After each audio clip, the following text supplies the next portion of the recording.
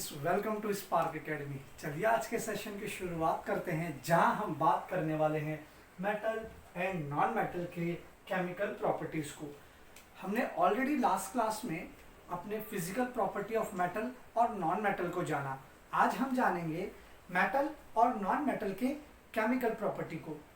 Chemical property में सबसे पहले प्रॉपर्टी आती है इलेक्ट्रॉनिक कॉन्फ़िगरेशन की, कि किसी भी मेटल का या नॉन मेटल का इलेक्ट्रॉनिक कॉन्फ़िगरेशन क्या होता है।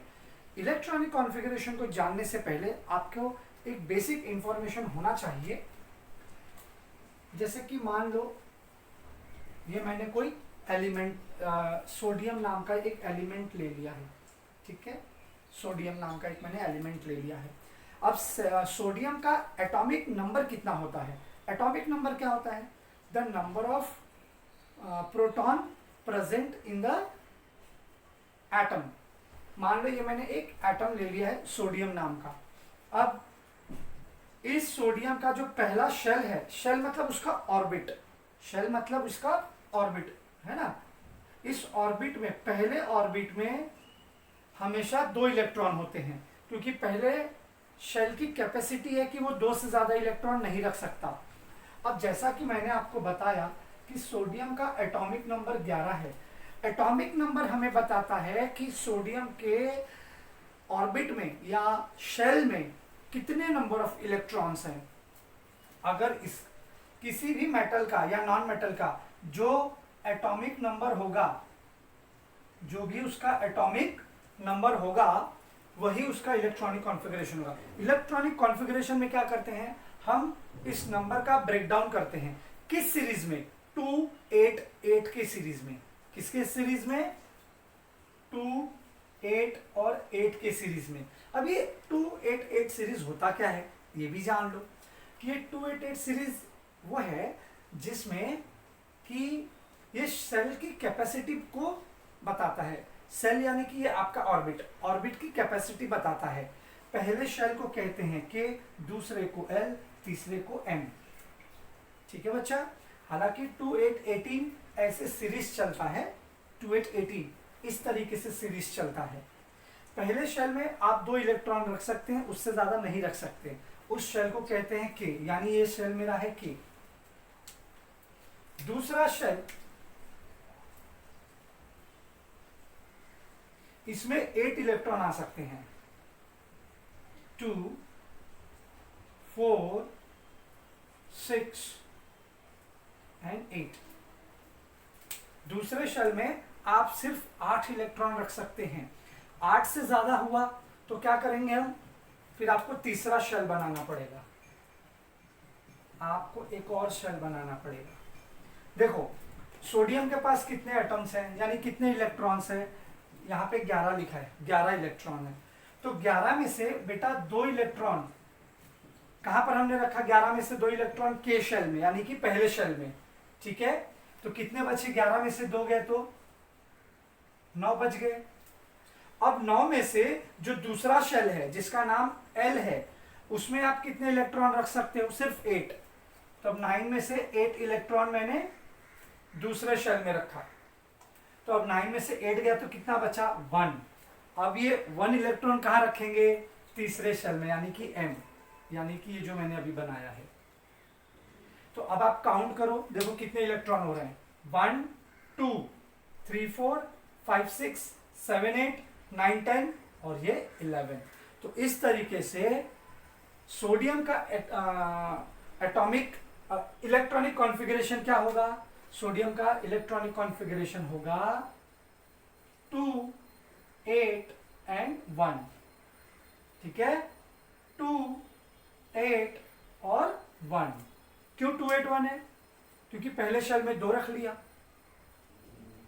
दूसरे शेल में 8 रख लिया और तीसरे में 1 रख लिया। एक और एग्जांपल से समझते हैं।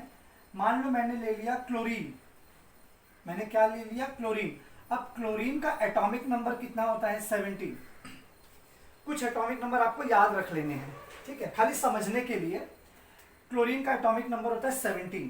अब आप इसका इलेक्ट्रॉनिक कॉन्फ़िगरेशन कैसे लिखोगे? क्लोरीन जो कि एक मेटल है, इसका आप इलेक्ट्रॉनिक कॉन्फ़िगरेशन कैसे? I am so sorry, chlorine metal नहीं है, फाइन।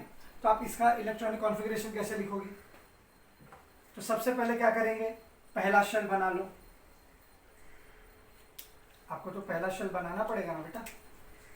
पहले शेल में कितने इलेक्ट्रॉन लिखोगे? 2 इलेक्ट्रॉन, क्योंकि 2 से ज्यादा के वाला शेल अपने अंदर इलेक्ट्रॉन नहीं रख सकता। तो 17 में से 2 चला गया, कितना बचा? 15। चलो अब दूसरा बना लो।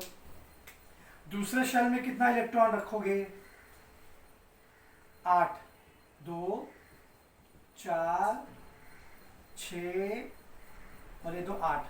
तो 15 में से 8 इलेक्ट्रॉन आपके दूसरे शेल में आ गए। तो कितने बचे? 7। कितना बचा? 7। तो अब तीसरे में आएगा आपका 7 इलेक्ट्रॉन। 2, 4, 2 6 और 1 7। तो इसका इलेक्ट्रॉनिक कॉन्फ़िगरेशन क्या होगा? 2, 8 एंड 7। किसका? क्लोरीन का। क्या होगा इसका electronic configuration? 2, 8 and 7। 2, 8, 7। So I hope आपको इलेक्ट्रॉनिक कॉन्फ़िगरेशन समझ में आ गया होगा। तो हम पहचानेंगे कैसे मेटल और नॉन मेटल का इलेक्ट्रॉनिक कॉन्फ़िगरेशन? ध्यान देना बेटा, मैंने पहले ही बताया था इलेक्ट्रॉनिक कॉन्फ़िगरेशन का मतलब क्या होता है? Number of electron in the outer most shell. Outermost shell का मतलब होता है बाहर वाला। 3 शेल है ना, तो आउटर मतलब बाहर वाला कौन सा है? ये लास्ट। सोडियम मेटल है, मेटल में कितने इलेक्ट्रॉन्स हैं? 1। जबकि क्लोरीन नॉन मेटल है, इसमें कितने इलेक्ट्रॉन है? लास्ट वाले शेल में 7 इलेक्ट्रॉन है ना, 2, 8, 7। ये लास्ट वाला आप देखो बेटा। सोडियम में ये मिटा देता हूँ, KLM, ये तो आप समझ गए होंगे ना। तो कहने का मतलब है कि आउटर मोस्ट में 1, 2, 3, सॉरी मत कंफ्यूज मत हो, आउटर मोस्ट में 1 होता है और जबकि नॉन मेटल में आउटर मोस्ट में 7 होता है। अच्छा, जरूरी नहीं है कि 1 और 7 रहे, इसका रेंज है, इनका रेंज है। रेंज कैसा है इनका, मेटल और नॉन मेटल का? इलेक्ट्रॉनिक कॉन्फ़िगरेशन पे जब मैं बात करूंगा, इनका रेंज है मेटल का। मेटल का क्या रेंज है? मेटल का रेंज है 1 to 3। मतलब number of electron in the outer most shell 1 भी हो सकता है, 2 भी हो सकता है, 3 भी हो सकता है। जनरली 3 से ज्यादा होता नहीं है आउटर मोस्ट शेल में। वहीं नॉन मेटल में, नॉन मेटल में कितने होते हैं आउटर मोस्ट शेल में? 3 के बाद क्या आता है? 4 to 7। 4 से लेके 7 तक इलेक्ट्रॉन जो होते हैं वो आउटर मोस्ट शेल में नॉन मेटल के रहेंगे। तो ये इनकी हो जाती है वैलेंस इलेक्ट्रॉन। हम इसे वैलेंस इलेक्ट्रॉन भी कहते हैं। अगर आपको एक टेबल से समझाऊं दोनों के, तो आपके टेक्स्ट बुक में दिया है, आप देख लीजिएगा। वहां इस तरीके से 2 टेबल बनाए गए हैं।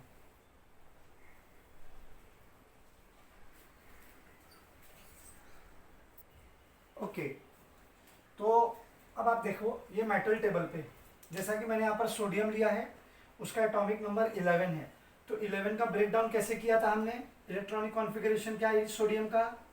2, 8, 1 है ना। 2 और 8 10 होता है, 10 + 1 11 होता है। 12 का ब्रेक करो, 2, 8, 2, 2 और 8 10, 10 और 2 12। 13 का करो एल्यूमिनियम का, 2, 8, 3। ओके, तो आपने क्या देखा कि जो आउटर मोस्ट सेल है उसमें कितने इलेक्ट्रॉन है? 1, 2 एंड 3। मतलब 3 से ज्यादा इलेक्ट्रॉन आउटर मोस्ट में नहीं होते हैं। किस कंडीशन में? मेटल के। और वही बात करूं अब नॉन मेटल की, तो चलो नॉन मेटल का भी इलेक्ट्रॉनिक कॉन्फ़िगरेशन लो। मैंने नाइट्रोजन लिया, ठीक है, नाइट्रोजन तो गैस होता है। तो नाइट्रोजन का इलेक्ट्रॉनिक कॉन्फ़िगरेशन क्या है? 7 को ब्रेक करो, तो पहले शेल में कितना आता है? 2 आता है ना, पता तो है ना। तो 7 में से 2 गए, कितने बच्चे? 5। देखो आ गया ना, इसके आउटर मोस्ट शेल में 5 आ गए। इसी तरीके से ऑक्सीजन का करो, ऑक्सीजन का एटॉमिक नंबर 8 है, तो पहले शेल में कितना आएगा? 2। और दूसरे शेल में माइनस कर दो ना, 8 - 2 कितना बचा? 6। ठीक है। नेक्स्ट क्लोरीन का 17। अभी मैंने क्लोरीन एग्जांपल से आपको बताया था, क्या था? 2, 8 10 हो गए, 17 में से 10 गए 7। ठीक है, तो देखो इनके आउटर मोस्ट में कितना कितना इलेक्ट्रॉन है, 5, 6 और 7। लास्ट वाला आपको देखना है, उसको आउटर मोस्ट शेल कहते हैं। नाइट्रोजन में 2 ही शेल हैं, ऑक्सीजन में भी 2 शेल है, के और एल नाम का। क्लोरीन में 3 शेल है, 2, 8, 7। नंबर ऑफ शेल बेटा कितना भी रहने दो, 2, 3, 4 कितना भी रहने दो, लेकिन आउटर मोस्ट जो ऑर्बिट होगा ना, उसमें जो वैलेंस इलेक्ट्रॉन होगा, वैलेंस यानी कि बचा हुआ जो इलेक्ट्रॉन होगा, वो नॉन मेटल में 4 से लेकर मिनिमम 4 मैक्सिमम 7 देख सकते हो। 2, 5, 6, 7 ये सब नॉन मेटल है।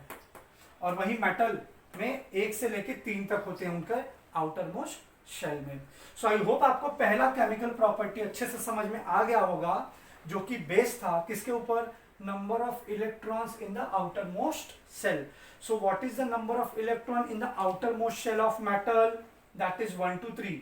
And what is electron, how many electrons in the outermost shell of non-metal, that is 4, 5, 6, 7. Is that clear? तो अगले केमिकल प्रॉपर्टी की तरफ बढ़ते हैं। ओके स्टूडेंट, दूसरे केमिकल प्रॉपर्टी की तरफ बढ़ते हैं, जहां बात करेंगे फॉर्मेशन ऑफ आयंस। किसी भी कोई भी एटम, आयंस का मतलब क्या होता है, उसका चार्ज, या तो वो पॉजिटिवली चार्ज होगा या तो नेगेटिवली चार्ज होगा, 2 ही तरीके के चार्ज होते हैं। इस चार्ज को हम कहते हैं ions. So basically formation of charges, formation of ions, ये दूसरी उनकी केमिकल प्रॉपर्टी होती है।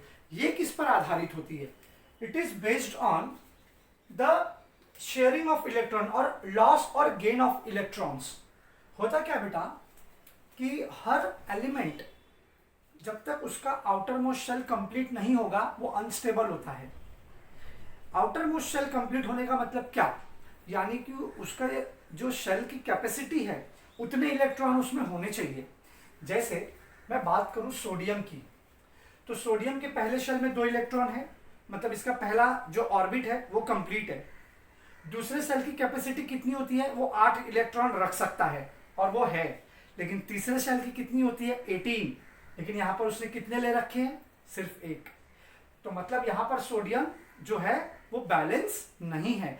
तो सोडियम अपने आप को बैलेंस करने के लिए, न्यूट्रल करने के लिए क्या करेगा, ये जो 1 इलेक्ट्रॉन है ना, ये लॉस कर देगा और अपने आप को बैलेंस कर लेगा। देखो पहले शेल की कैपेसिटी कितनी होती है, के शेल की, आपको तो पता है ना, के शेल की कैपेसिटी कितनी होती है, 2, और वो सोडियम के शेल में है।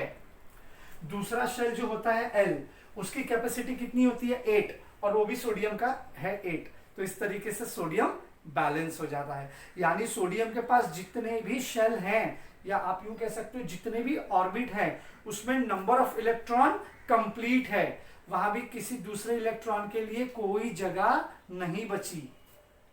तो आयंस का फॉर्मेशन इस इलेक्ट्रॉन के शेयरिंग पे डिपेंड करता है। या तो कोई मेटल इलेक्ट्रॉन लेगा या तो कोई नॉन मेटल इलेक्ट्रॉन देगा, उल्टा कह दिया, हाँ लेगा। तो यहां पर क्या होता है, सही बोला मैंने, metal have tendency to lose their valence electron. अच्छा, ये वैलेंस इलेक्ट्रॉन क्या होता है, अभी मैंने आपको एक डायग्राम बताया था ना सोडियम का, ऐसा बनाकर। पहला जो ऑर्बिट होता है, इसमें जो इलेक्ट्रॉन है इसको हम लोग इलेक्ट्रॉन ही बोलेंगे। दूसरे में कितना था, 8, इसको भी हम लोग इलेक्ट्रॉन बोलेंगे। तीसरे शेल में कितना था, 1, तो इसको हम लोग वैलेंस इलेक्ट्रॉन बोलेंगे।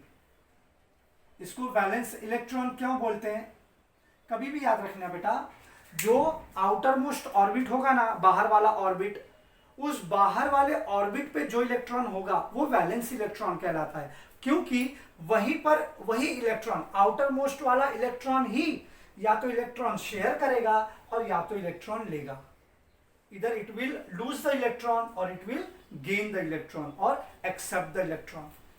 तो मेटल में क्या होता है, metal have tendency to lose the valence electron to form positively charge ion, that is cation.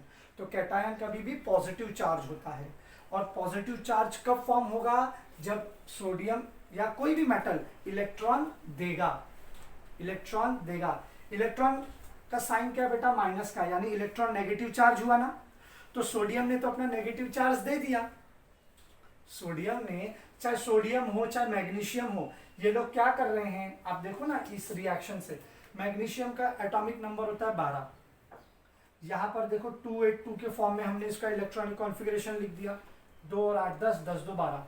अब आउटर मोस्ट शेल ये वाला जो है ये कहलाएगा वैलेंस इलेक्ट्रॉन। क्यों वैलेंस इलेक्ट्रॉन, अभी मैंने बताया आउटर मोस्ट वाला ही वैलेंस इलेक्ट्रॉन कहलाता है। मैग्नीशियम अपना यहाँ का 2 इलेक्ट्रॉन देगा, तो इलेक्ट्रॉन देखो यहाँ पर 2 अलग हो रहा है मैग्नीशियम से, इसलिए 2 बार प्लस का साइन दे दिया है। ठीक है, क्यों 2 बार प्लस का साइन दिया, क्योंकि 2 नेगेटिव आयन उसने 2 नेगेटिव इलेक्ट्रॉन दे दिया, लूज कर दिया। तो जब अंदर से नेगेटिव चीज निकालोगे तो क्या बचेगा, पॉजिटिव। इसलिए हम भी यही कहते हैं, मैं सारे बच्चों कहता हूँ देना सीखो, जो भी कुछ है ना अंदर की नेगेटिविटी निकालो, बाहर निकालो। तुम खाली नेगेटिविटी को निकालो, अपने आप पॉजिटिव बन जाओगे। जैसे सोडियम ने अपना 1 इलेक्ट्रॉन निकाल दिया, वो नेगेटिव था। मैग्नीशियम ने अपना 2 इलेक्ट्रॉन निकाल दिया और खुद पॉजिटिव बन गया। इसीलिए मेटल को हम लोग कहते हैं दे आर कैटायंस। मेटल सारे कैटायंस होते हैं, और कैटायंस कैसे होते हैं, पॉजिटिवली चार्ज होते हैं। All cations are positively charge. अब हम बात करते हैं नॉन मेटल की। मुझे लग रहा है इतना कॉन्सेप्ट क्लियर हो गया होगा आपका। अगर नहीं समझ में आया बेटा वीडियो को फिर से प्लेबैक करो, फिर से सुनो जो भी मैं कह रहा हूँ। Non-metal have tendency to accept electron in the valence shell। अच्छा, बाहर वाले शेल को हम लोग वैलेंस शेल कहते हैं। क्यों वैलेंस कहेंगे, क्योंकि इलेक्ट्रॉन की शेयरिंग यही होती है। यहाँ के इलेक्ट्रॉन को वैलेंस इलेक्ट्रॉन बोलोगे तो आउटर मोस्ट शेल को भी तो वैलेंस शेल कहना पड़ेगा। तो नॉन मेटल क्या करता है, यहाँ पे एक्सेप्ट करता है इलेक्ट्रॉन। नॉन मेटल क्या करेगा, इलेक्ट्रॉन को एक्सेप्ट करेगा to form the negative charge ion, that is anion. अब आपको पता है यहाँ पे नॉन मेटल लेके आ रहा है इलेक्ट्रॉन। इलेक्ट्रॉन का चार्ज कैसा है,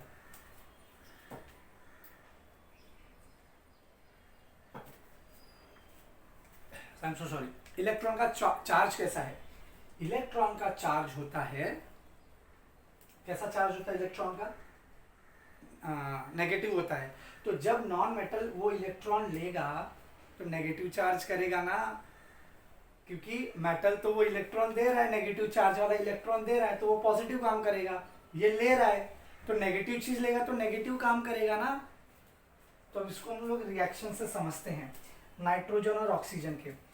नाइट्रोजन क्या है, उसका एटॉमिक नंबर 7 है, पढ़ाया था ना अभी हमने इसके पहले टेबल में। इसका एटॉमिक नंबर 7 है, ऑक्सीजन का 8 है। इलेक्ट्रॉनिक कॉन्फ़िगरेशन क्या होगा, 2 5।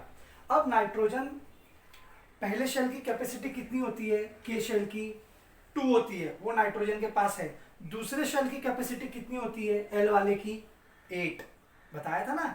दूसरे शेल में 8 इलेक्ट्रॉन आ सकते हैं, लेकिन नाइट्रोजन के पास दूसरे शेल में कितना है, सिर्फ 5 है। तो वो अपने आप को स्टेबल करने के लिए अपने शेल को कंप्लीट करेगा।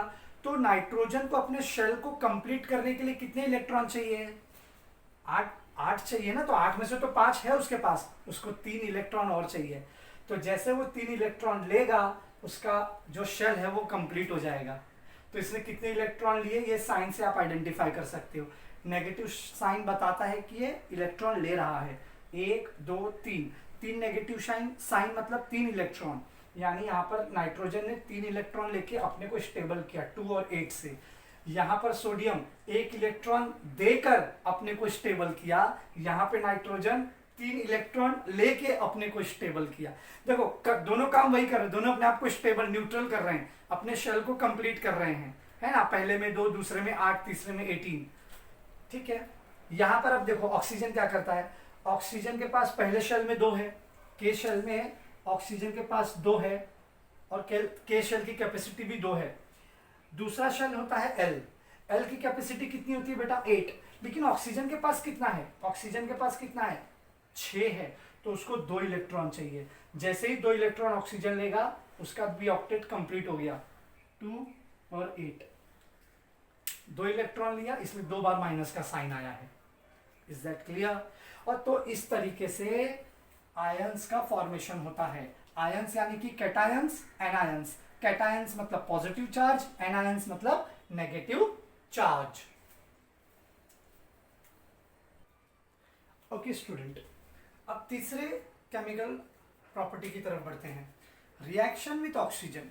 कैसे कोई मेटल ऑक्सीजन के साथ रिएक्ट करेगा और किस टाइप का प्रोडक्ट फॉर्म करेगा। कैसे कोई नॉन मेटल ऑक्सीजन के साथ रिएक्ट करेगा और किस टाइप का प्रोडक्ट फॉर्म करेगा। आइए एक एक करके देखते हैं। पहला, metal combine with oxygen to form metal oxide. तो मान लो मैंने कोई मेटल ले लिया, जैसे मैंने ले लिया सोडियम। अब सोडियम क्या करेगा, ऑक्सीजन के साथ कंबाइन करेगा, रिएक्ट करेगा और एक प्रोडक्ट फॉर्म करेगा, सोडियम ऑक्साइड। अगर मैं मैग्नीशियम ले लूं, मैग्नीशियम ऑक्सीजन के साथ रिएक्ट करेगा तो क्या फॉर्म करेगा, मैग्नीशियम ऑक्साइड। ठीक है, तो कोई भी मेटल जब ऑक्सीजन के साथ रिएक्ट करता है तो ऑक्साइड ग्रुप ही, ऑक्साइड कंपाउंड ही फॉर्म करेगा। और जब कोई मेटल ऑक्साइड किसी एसिड के साथ रिएक्ट करेगा तो सॉल्ट प्लस वाटर प्रोड्यूस करेगा। मेटल ऑक्साइड मतलब इसमें से कोई भी एक मेटल ऑक्साइड ले लो, चाहे सोडियम ऑक्साइड ले लो, चाहे मैग्नीशियम ऑक्साइड ले लो। तो चलो मैंने सोडियम जो कि एक मेटल है, ऑक्साइड यानी कि O, NaO है ना, सोडियम ऑक्साइड जो बना है, उसको रिएक्ट करूंगा एसिड के साथ। तो कोई एसिड ले लो, तो चलो मैंने यहां पर ले लिया 2 हाइड्रोक्लोरिक एसिड। यहां पर मैंने एसिड ले लिया, 2 हाइड्रोक्लोरिक एसिड मैंने यहां पर ले लिया। ठीक है, तो अब क्या, कैसा सॉल्ट प्रोड्यूस होगा, सोडियम क्लोराइड। कैसा फॉर्म होगा, सोडियम क्लोराइड। ये सोडियम यहां से निकलेगा और एक क्लोरीन यहां से आ जाएगा, तो सोडियम क्लोराइड एक सॉल्ट फॉर्म हो जाएगा। ठीक है, प्लस वाटर। वाटर यानी कि ये 2 हाइड्रोजन यहां से और एक ऑक्सीजन यहां से, तो क्या होता है H2O। ठीक है, हालांकि ये केमिकल इक्वेशन में भी बैलेंस नहीं है, बस आपके नॉलेज के लिए आप सिर्फ समझो होता क्या है। सोडियम क्लोराइड को हम लोग सॉल्ट कहते हैं। सॉल्ट यानी कि आप बोल सकते हो कि ये प्रोडक्ट फॉर्म हो रहा है सोडियम क्लोराइड नाम का, और इसमें से वाटर का केमिकल फॉर्मूला क्या है, H2O ना, मतलब 2 हाइड्रोजन एटम और एक ऑक्सीजन एटम। तो 2 हाइड्रोजन एटम आपको कहां से मिला, क्लोरीन से, हाइड्रोक्लोरिक एसिड से। ये एक एसिड है, ये एक एसिड है। NaOH एक मेटल ऑक्साइड है, तो मेटल ऑक्साइड से मिला ऑक्सीजन और हाइड्रोक्लोरिक एसिड से मिला हाइड्रोजन, वो भी 2। तो 2 हाइड्रोजन एक एटम मिला के बन गया वाटर, बचा क्या, सोडियम और ये क्लोरीन, बन गया सोडियम क्लोराइड। क्या बन गया, ये सोडियम क्लोराइड, ये आपका बन जाएगा sodium chloride. Is that clear? तो इस तरीके से वाटर या उसके कंपाउंड फॉर्म होते हैं मेटल के रिएक्शन के साथ। अब आइए इसको हम लोग नॉन मेटल के केस में समझते हैं। Non metal combine with oxygen to form non metal oxide. बेटा ये वीडियो बड़ा लेंदी होने वाला है, मुझे पता है, लेकिन मेरा विश्वास करना, अगर आप हर 10-10 मिनट का एक प्रॉपर्टी है, मैं चाहूँ तो फटाफट इसको ख़त्म कर सकता हूँ, लेकिन आपका कॉन्सेप्ट क्लियर नहीं होगा। बट मैं चाहता हूँ कि आपका कॉन्सेप्ट क्लियर हो, तो आप क्या करो, एक प्रॉपर्टी पढ़ो, 10 मिनट का ब्रेक लो, फिर दूसरी प्रॉपर्टी पढ़ो, फिर 10 मिनट का ब्रेक लो। इस तरीके से कुल मिलाकर 6 प्रॉपर्टी है, 6 की 6 प्रॉपर्टी आपकी बड़ी आसानी से हो जाएगी। ठीक है, अगर आप सोचोगे एक साथ बैठ कर पूरी 6 प्रॉपर्टी पढ़ ले तो कंफ्यूज रहोगे और मेंटल प्रेशर आएगा सो अलग। चलो, अब नॉन मेटल कंबाइन करेगा ऑक्सीजन के साथ to form non metal oxide. तो नॉन मेटल में मैंने एग्जांपल ले लिया कार्बन का, कार्बन, नाइट्रोजन, आपको जो लेना है उसको मैं कंबाइन करूंगा ऑक्सीजन के साथ, तो क्या फॉर्म करेगा, कार्बन डाइऑक्साइड। ठीक है, नाइट्रोजन के साथ करूंगा तो क्या करेगा, नाइट्रोजन डाइऑक्साइड। इस तरीके से के कंपाउंड फॉर्म करते हैं। तो कार्बन नॉन मेटल है, ऑक्सीजन के साथ रिएक्ट किया, कार्बन डाइऑक्साइड बन गया। अब मैं एग्जांपल लूंगा नॉन मेटल विथ ऑक्साइड का। तो नॉन मेटल में कौन आ रहा है, CO2, नॉन मेटल ऑक्साइड में CO2 आएगा। यही वाला एग्जांपल लूंगा ना बेटा। इसको मैं बेस के साथ रिएक्ट करूंगा, तो बेस चाहो तो आप कुछ भी ले सकते हो, NaOH, सोडियम हाइड्रोक्साइड एक बेस है, सोडियम हाइड्रोक्साइड एक बेस है। तो जब आप इसको रिएक्ट करते हो तो इसमें से वाटर प्लस सॉल्ट निकलेगा। तो वाटर के लिए आपको 2 हाइड्रोजन मॉलिक्यूल चाहिए और एक ऑक्सीजन। तो यहाँ पर भी आप चाहो तो 2 लेके रखो।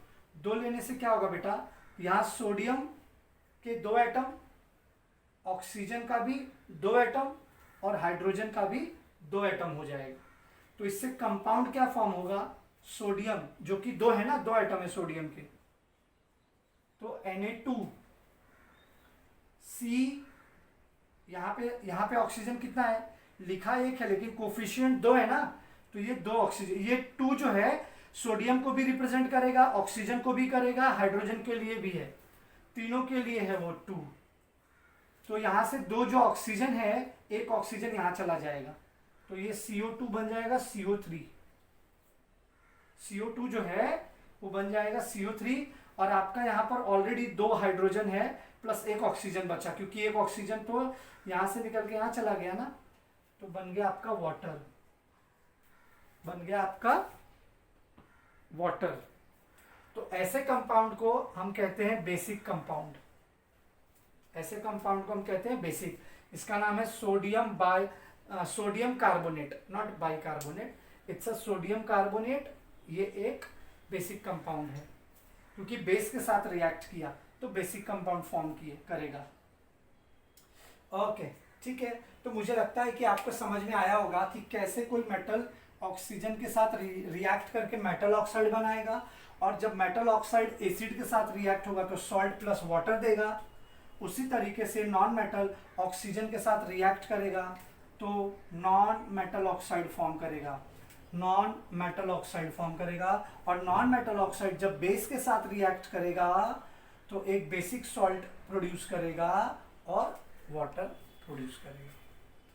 बढ़ते हैं तीसरे प्रॉपर्टी की तरफ, चौथे प्रॉपर्टी की तरफ। ओके स्टूडेंट, तो ऑक्सीजन के साथ रिएक्शन हो गया मेटल और नॉन मेटल का। अब हम रिएक्शन देखेंगे मेटल और नॉन मेटल का वाटर के साथ।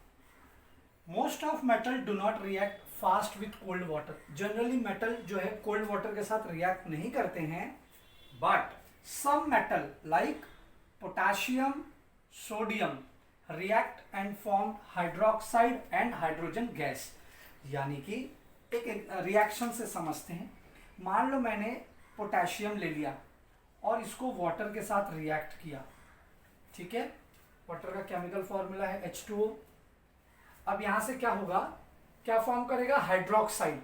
हाइड्रोक्साइड का केमिकल फॉर्मूला होता है OH। OH को कहते हैं हाइड्रोक्साइड। तो इसमें से एक ऑक्सीजन और एक हाइड्रोजन K के साथ चला जाएगा और बना देगा KOH। यानी कि ये जो पोटेशियम एलिमेंट था वाटर के साथ रिएक्ट होके क्या बन गया, पोटेशियम हाइड्रोक्साइड। क्या बन गया, पोटेशियम हाइड्रोक्साइड प्लस एक हाइड्रोजन गैस इसमें से निकल जाएगा। देखो ना क्या बोला इसने, क्या फॉर्म करेगा, हाइड्रोक्साइड एंड हाइड्रोजन गैस दोनों निकलेगा। तो हाइड्रोक्साइड कंपाउंड आ गया प्लस हाइड्रोजन गैस भी निकल गया। सोडियम के साथ करेंगे तो क्या होगा, Na के साथ sodium plus water,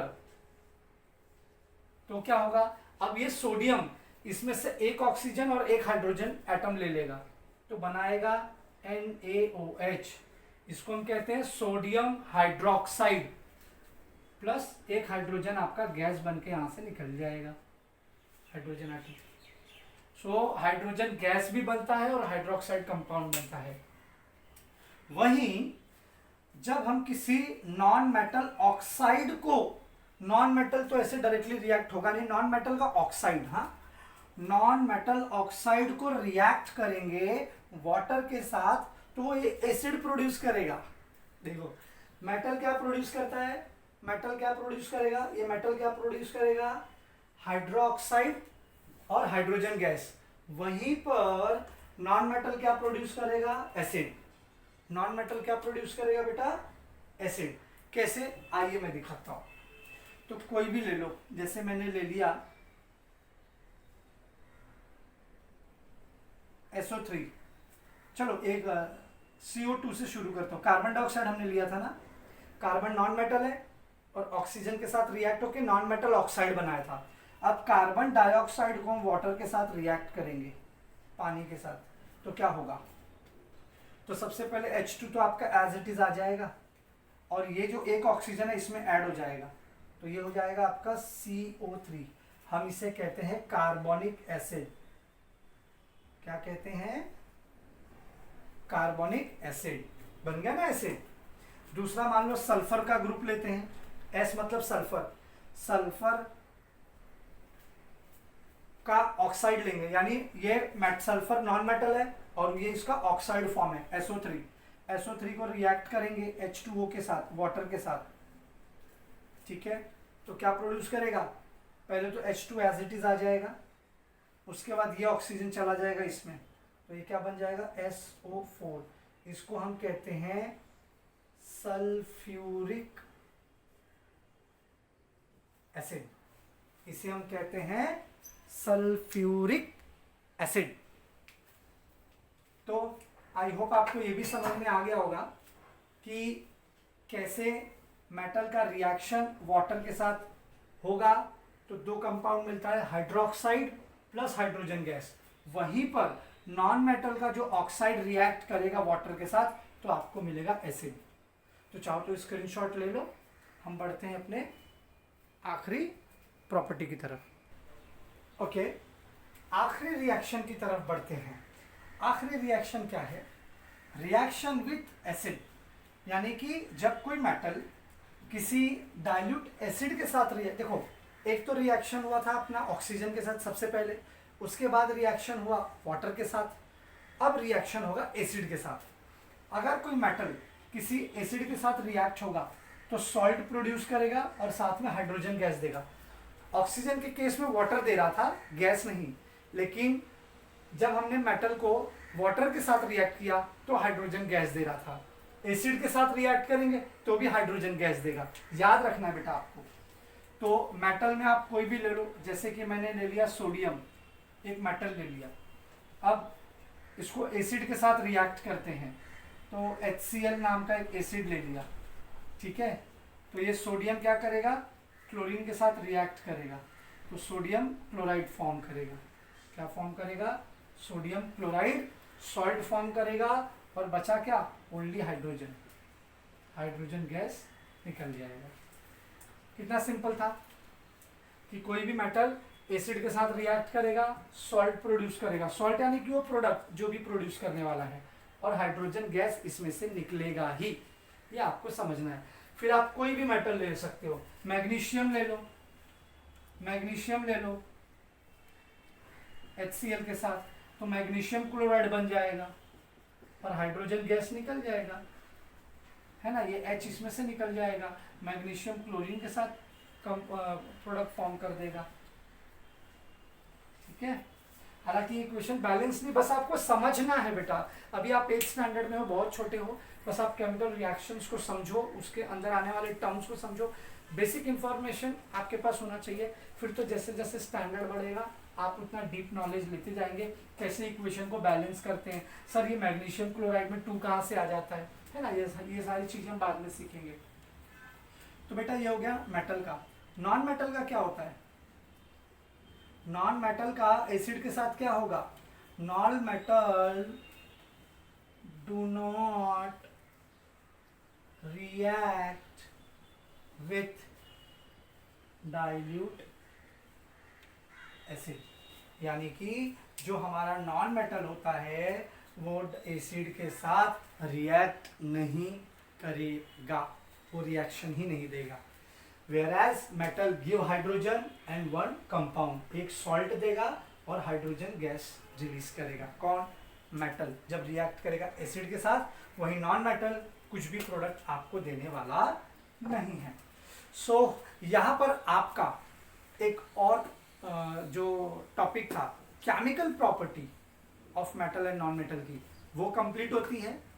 so I want you to make your own notes after watching this video. आप टेक्स्ट बुक को भी रेफर कर सकते हैं, कुछ कुछ चीज़ें वहाँ से भी आप स्टडी करो, ठीक है, और खुद के नोट्स बनाइए और मुझे व्हाट्सएप पर सेंड कर दीजिए. सो आज के सेशन के लिए बच्चों इतना ही. तब तक के लिए घर पे रहें, सुरक्षित रहें और अपनी सेल्फ स्टडी को यूं ही करते रहें. And thank you so much for watching this video.